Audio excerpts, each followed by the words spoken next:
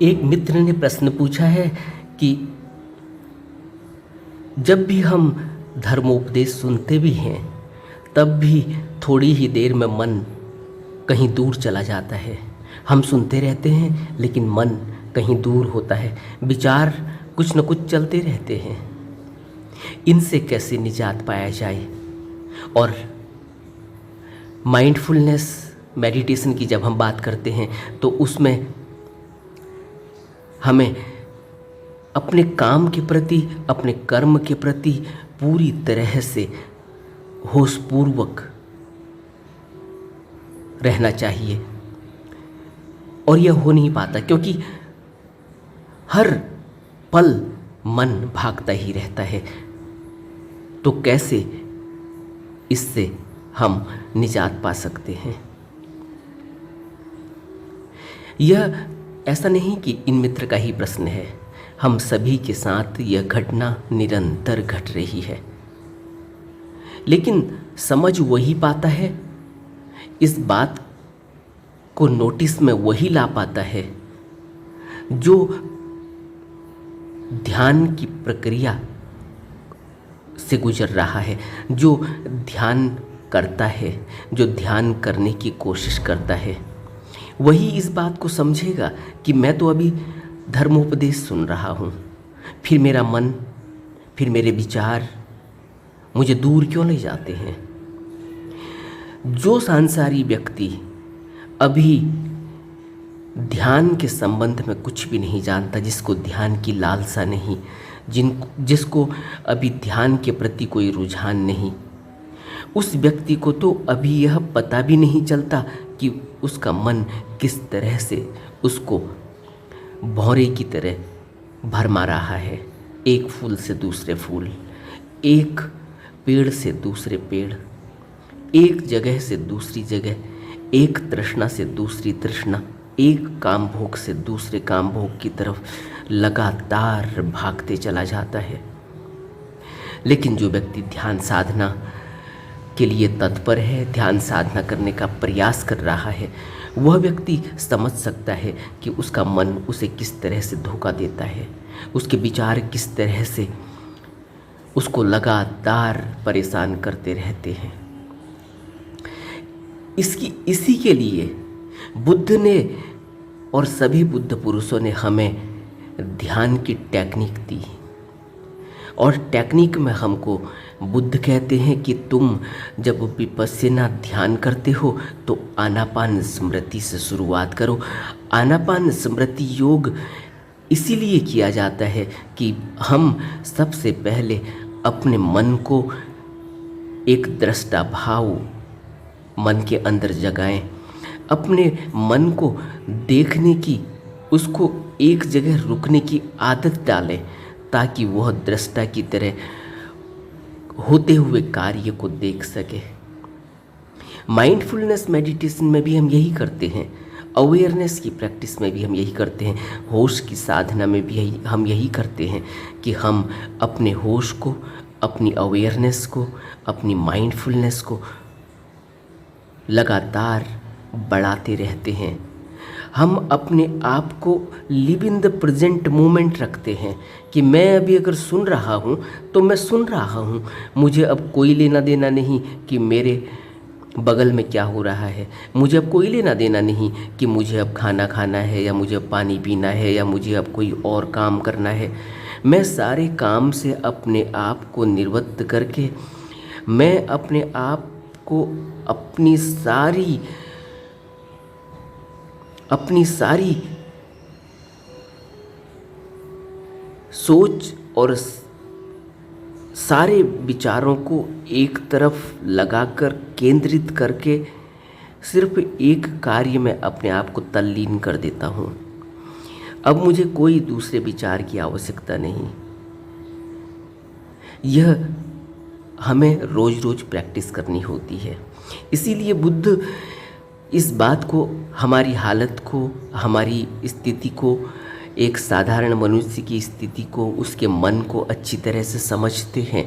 इसीलिए बुद्ध हमसे कहते हैं कि तुम जब ध्यान साधना की तरफ बढ़ो, जब ध्यान साधना करने लगो तो सबसे पहले आनापान स्मृति करो। आनापान स्मृति में हम अपने मन को रोकने की, अपने मन को एक दृष्टा की तरह एक जगह खड़ा करने की प्रैक्टिस करते हैं। जब आनापान स्मृति में हम अपनी आती जाती सांस को देखते हैं, दूर खड़े होकर देखते हैं, अपनी तरफ से लेते नहीं, अपनी तरफ से छोड़ते नहीं, तो हम अपने माइंडफुलनेस को, अपनी अवेयरनेस को, अपने होश को जगा रहे होते हैं, अपने live in the present moment को जगा रहे होते हैं। जो इन मित्र ने प्रश्न पूछा है कि हम आपकी वीडियो को सुन रहे हैं और साथ ही हमारा मन कहीं और है, हमारे विचार कुछ और चल रहे हैं, हम यहाँ हैं ही नहीं, लेकिन हमें पता चलता है कि मैं तो कहीं और चला गया था और मैं सुन भी रहा था। यह दोनों काम ही जिसको हम मल्टीटास्किंग कहते हैं। ऐसा नहीं कि मल्टीटास्किंग यही है कि मैं एक हाथ से खाना खा रहा हूँ और पाँव से चल रहा हूँ। शरीर से भी हम दो कृत्य एक साथ करते हैं जो दिखाई देते हैं। मुंह से खाना खाते हैं और पाँव से चल रहे हैं। अब मैं जब पाँव से चल रहा हूँ तो पाँव की मूवमेंट को, पाँव से जब चल रहा हूँ तो पाँव में क्या संवेदना हो रही है, इसको मैं कैसे महसूस करूँगा।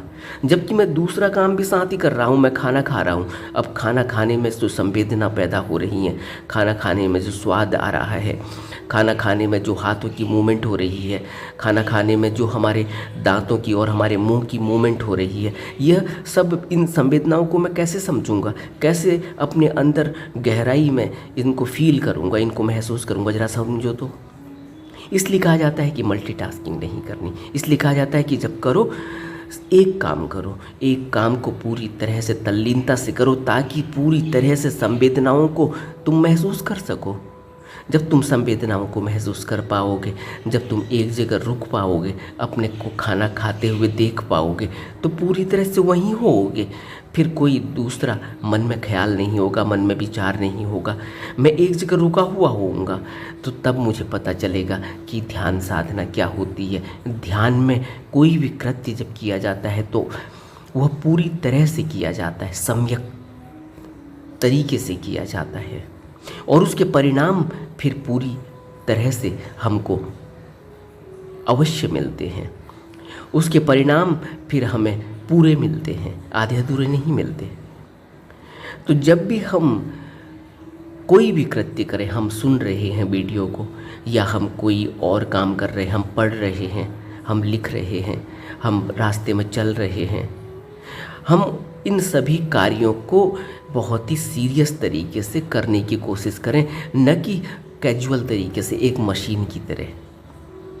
जब मैं चल रहा हूँ तो मैं सिर्फ चल रहा हूँ। अब मुझे सिर्फ मेरा ख्याल, मेरा ध्यान मेरी तरफ है कि मैं चल रहा हूँ। मेरा एक पाँव उठा, एक पाँव को मैंने अच्छी तरह से रखा, फिर दूसरा पाँव उठा, दूसरे पाँव को मैंने अच्छी तरह से रखा, फिर अगला पाँव उठा।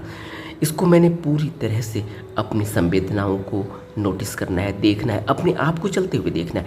अब आप कहेंगे अपने आप को चलते हुए, अपने आप को चलते हुए हमने कभी देखा ही नहीं, हम तो दूसरे को चलते हुए देखते हैं। जिस समय मैं अपने आप को चलते हुए देखूंगा, तब मैं एक रहस्य से भर जाऊंगा कि कितना बड़ा रहस्य है कि मेरी 80 किलो, 75 किलो, 60 किलो की यह काया, यह शरीर, इतना वजन बिना किसी सपोर्ट के उठा रहा है और चला रहा है। दो पाँवों पर, बिना किसी सपोर्ट के, दो पाँवों पर क्या हम किसी लैडर को, किसी सीढ़ी को खड़ा कर पाएंगे? हमें उसके लिए सपोर्ट चाहिए, हम दीवार की सपोर्ट लेते हैं तब उसको खड़ा करते हैं। यहाँ दो पाँवों पर हम 80 kilo, 100 kilo, 150 kilo, 75 kilo, 60 kilo का वजन बड़ी आसानी से दो पाँव पर चलते हुए, और इतने बैलेंस बनाकर हम चलते हैं। एक पाँव दूसरे पाँव के बिल्कुल समानांतर पड़ता है।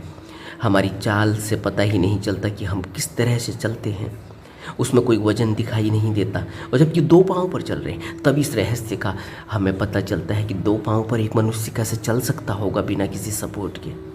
तब हमें पता चलता है कि यह ऊर्जा किस तरह से बैलेंस है। तब हमें पता चलता है कि हमारे अंदर क्या चल रहा है, कौन सी ऊर्जा हमारे अंदर दौड़ रही है, कौन सी करतारी शक्ति, कौन सी वह ब्रह्म ऊर्जा, कौन सा वह भगवान जो हमारे अंदर ही मौजूद है। तब हमें पता चलता है। ऐसे थोड़ी पता चलता है, क्योंकि हमने कभी अपने आप को देखा नहीं। जब हम अपने आप को खाना खाते हुए देखेंगे तब हमें पता चलेगा कि यह हाथ बिना किसी सपोर्ट के कैसे उठ रहा है, कैसे किसी रोटी को तोड़ रहा है, गरारी मुंह में ले रहा है और मुंह से फिर उसको चबा रहा है। अपने आप यह प्रक्रिया चल रही है। तब हम आश्चर्य से भर जाएंगे। हमने कभी कभी महसूस ही नहीं किया। क्यों? क्योंकि हमने कभी इन बातों को अपनी ज़िंदगी में उतारा ही नहीं। हमने कभी ध्यान साधना की नहीं। जिस व्यक्ति ने भी ध्यान साधना की शुरुआत की, उसको यही होने वाला है जो इन मित्र ने प्रश्न पूछा है कि मैं सुन भी रहा हूँ लेकिन मैं वहाँ हूँ नहीं, मैं कहीं और हूँ। और यही जो इनको अनुभव हुआ है, यही ध्यान साधना का पहला अनुभव है। धीरे धीरे यह अनुभव हमें यह महसूस करने लगेगा कि अब मेरे अंदर संवेदनाएं होने लगी हैं। अब मैं रुकने लगा हूँ, मैं अपने आप को देखने लगा हूँ, मैं ठहर कर अपने हर कृत्य को महसूस कर रहा हूँ, अपनी संवेदनाओं को देख रहा हूँ। अब मैं चित्तानुपश्य ही हो रहा हूँ। अपने चित्त के अंदर जो भी संवेदनाएं उठ रही हैं उनको देख रहा हूँ। अब मैं धर्मानुपश्य ही हो रहा हूँ। अपने चित्त में जो भी धर्म है, जो भी मेरी आदतें हैं, जो भी मेरा धर्म बन चुका है, जो भी मेरा गुण बन चुका है, अब मैं उन गुणों को देख रहा हूँ। जब गुण दिखाई देंगे तो अवगुण भी दिखाई देंगे, अवगुण भी धर्म बन जाते हैं।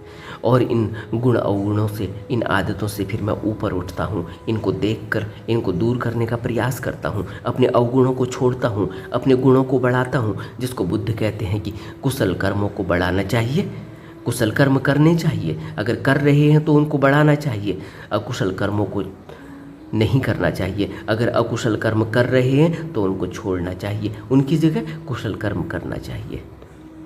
बुद्ध के उपदेश तब हम अपने जीवन में उतार पाएंगे। कब? जब हम ध्यान की शुरुआत करेंगे। जब हम ध्यान की शुरुआत ही नहीं कर रहे हैं तो हमें बुद्ध के उपदेश फिर समझ में नहीं आने वाले। अगर समझ में आएंगे भी तो हम उन पर चल नहीं रहे हैं, इसलिए उनका कोई असर हमारी ज़िंदगी में होने वाला नहीं। इसलिए बुद्ध कहते हैं कि काम भोगों के पीछे भटकते रहना सभी के लिए समान खतरे की बात है। यह संसार को कुमार्ग पर ले जाते हैं। जो इनकी लहरों में उलझ जाते हैं उनके लिए फिर कोई उपाय नहीं रहता बचने का। निर्मल बुद्धि ही एक नौका है और ध्यान भावना ही चप्पू है। निर्मल बुद्धि एक नौका है, बुद्धि के सहारे हम आगे बढ़ते हैं। बुद्धि एक नाव है और ध्यान अगर हो बुद्धि के साथ तो वह क्या है? वह चप्पू है, नाव का चप्पू। और धर्म का आदेश है कि पापी मार के सामने हार न मानी जाए। और धर्म की राह पर चलने के लिए हमें मार के समस्त जालों को देखना होगा और समस्त जालों से जूझना होगा। पापी मार की हर चाल को हमें समझना होगा, उससे हार नहीं माननी, उसका मुकाबला करना, बुद्ध कहते हैं। इसलिए हम यह न सोचें कि यह हमसे नहीं होने वाला, इसलिए हम यह नहीं सोचें कि यह मुश्किल का काम है, इसलिए हम यह नहीं सोचें कि हमारा मन काबू में नहीं आएगा। बुद्ध कहते हैं कि सबके साथ यह होता है, लेकिन धर्म का यह आदेश है, यानी बुद्ध का यह आदेश है, गुरु का यह आदेश है, यह उस ब्रह्मकाई, उस धर्मकाई का आदेश है कि पापी मार के सामने हार न मानी जाए। इस मन के आगे हार न मानी जाए। मन को हमें समझना होगा, इसको एक निर्मल बुद्धि के सहारे इसको सही रास्ते पर लगाना हमारा ही काम है। और तब हम कुशल कर्म कर पाएंगे, तब हम कुशल कर्म कर पाएंगे, जिसको बुद्ध कहते हैं कि हमें अपने आप को संयत रखना चाहिए। हम कोई बुराई न करें, क्योंकि जैसा हम बोएंगे वैसा ही हम काटेंगे। क्योंकि बो हम ही रहे हैं और काटेगा कोई दूसरा, ऐसा नहीं होता। हम जो बोएंगे वही हम काटेंगे। हम जिस रास्ते पर चलेंगे वही हमारा गंतव्य, हमें वह रास्ता जिस गंतव्य पर, जिस लक्ष्य पर जाता है वही हमें वहाँ लेकर जाएगा। हमें रास्ते को देखना है कि हम किस रास्ते पर चल रहे हैं। हमें देखना है कि हम अकुशल कर्म के रास्ते पर चल रहे हैं या कुशल कर्म के रास्ते पर चल रहे हैं। हमें देखना होगा कि हम धर्म के रास्ते पर चल रहे हैं, सत्य के उद्देश्य के लिए चल रहे हैं, हम धर्म को पाने के लिए चल रहे हैं। हमारा लक्ष्य धम्म है, हमारा लक्ष्य सत्य है, शाश्वत सत्य। तो हमें उस रास्ते पर चलना होगा। उस रास्ते के लिए हमें बुद्ध की संगत में रहना होगा, बुद्ध के सद्धर्म का अपने जीवन में उपयोग करना होगा, उसको लागू करना होगा, उसका श्रवण करना होगा, उसको फॉलो करना होगा। तो ये सबके साथ है कि मन भागता है, लेकिन हमें अपने आप को संयत करते हुए निरंतर प्रयास करना चाहिए। नमो बुद्धाय।